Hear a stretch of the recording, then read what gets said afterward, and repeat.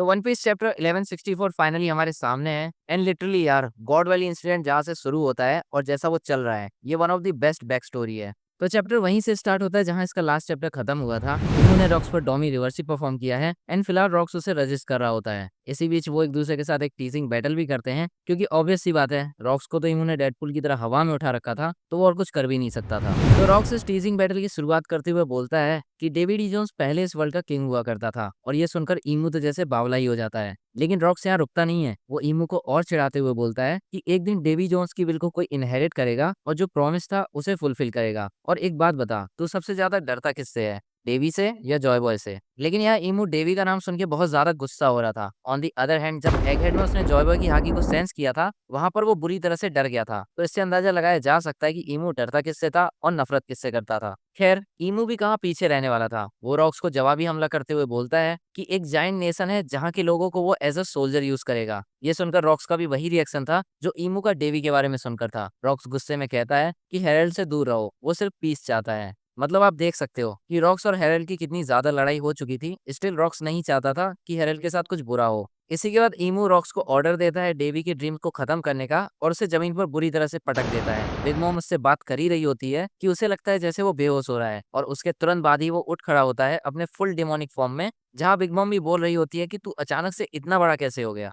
इससे पहले कि बाकियों को कुछ समझ आए कि यहाँ आखिर हो क्या रहा है, वो काइडो के सिर पर चढ़ता है और उसे जमीन पर जोर से पटक देता है। उसके तुरंत बाद ही वो बिग मॉम को भी वन शॉट कर देता है। लेकिन फिर उसके सामने आता है व्हाइट बियर्ड। वो उससे कहता है कि क्या हम तुम्हारे रास्ते में आ रहे हैं रॉक्स? लेकिन रॉक्स अब किसी की कहाँ सुनने वाला था। वो व्हाइट बियर्ड पर अटैक करता है लेकिन व्हाइट बियर्ड बिना अपनी स्वॉर्ड का यूज किए अपने डेविल फ्रूट की पावर का यूज करके उसके अटैक को ब्लॉक करता है और ये इम्पैक्ट इतना ज्यादा पावरफुल था कि आइलैंड का एक पूरा हिस्सा ही कट जाता है। और ये one of the best panel था इस चैप्टर का। यार व्हाइट बियर्ड की एक बात तो है, जहाँ काइडो और बिग मॉम को रॉक्स ने वन शॉट किया वहीं व्हाइट बियर्ड उससे टो टू टो जा पा रहा था। लेकिन इसके बाद एक चीज थी जो मुझे बहुत ज्यादा अजीब लगी कि अगले पैनल में रॉक्स हमें भागता हुआ दिखाया जाता है जबकि व्हाइट बियर्ड को कहीं भी नहीं दिखाया जाता। मुझे पता नहीं ऐसा क्यों लग रहा है, जैसे रॉक्स और व्हाइट बियर्ड के बीच कुछ तो बात हुई है, ऑल्दो ये पॉसिबल नहीं है बट स्टिल। यहाँ से सीन शिफ्ट होता है ड्रैगन पर जो खुद को कोस रहा था कि वो एक बच्चे को भी नहीं बचा पाया। ये पैनल बिल्कुल वैसा ही लग रहा था जैसा लूफी का था साबोडी में, जब वो रो रहा था ये सोचकर कि वो अपने एक भी दोस्त को नहीं बचा पाया। और अगर आपको नहीं पता तो इस वक्त ड्रैगन की एज भी 17 साल ही है, जो कि लूफी की भी थी जब उसने अपने दोस्तों को खोया था।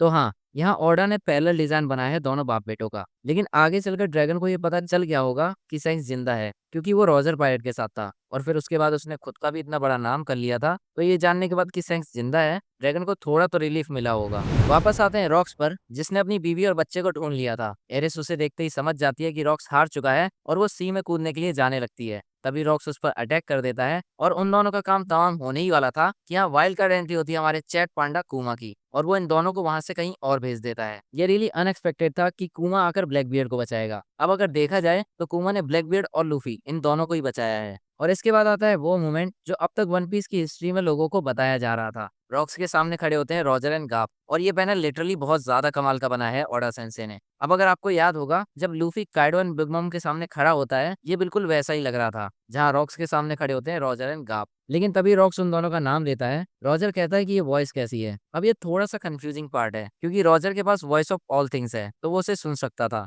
लेकिन गाप के पास वॉइस ऑफ ऑल थिंग्स नहीं थी, मतलब अब तक तो नहीं थी, तो उसे ये सुनाई नहीं देना चाहिए था। लेकिन फिर रॉक्स रोता हुआ बोलता है कि तुम मुझे मार दो और यहाँ रॉजर एंड गाप दोनों का रिएक्शन आता है जिसे देखकर लगता है कि गाप ने भी उसकी बात सुनी है और अगर ऐसा है तो गाप के पास भी वॉइस ऑफ ऑल थिंग्स होनी चाहिए। लेकिन देखते हैं अगले चैप्टर में शायद हमें ये और ज्यादा क्लियर हो जाएगा। इसके बाद ही हमें लास्ट पैनल देखने को मिलता है जहाँ रॉक्स उन दोनों पर अटैक कर रहा होता है और यहीं ये कमाल का चैप्टर एंड हो जाता है। अब कुछ कुछ चीजें थी इस चैप्टर में जो मुझे वाकई बहुत ज्यादा अच्छी लगी, लाइक व्हाइट बियर्ड का रॉक्स के अटैक को डिफेंड करना, ड्रैगन का बिल्कुल लूफी की तरह रोना, कुमा की वाइल्ड कार्ड एंट्री और पैनल जहाँ पर रॉजर एंड गाप खड़े होते हैं रॉक्स के सामने। लेकिन आप बताइए कि आपका फेवरेट मोमेंट कौन सा था इस चैप्टर से और आपको क्या लगता है कि आगे क्या क्या हो सकता है। बाकी हम मिलते हैं आपसे नेक्स्ट वीडियो में और तब तक के लिए फील द सिनेमा।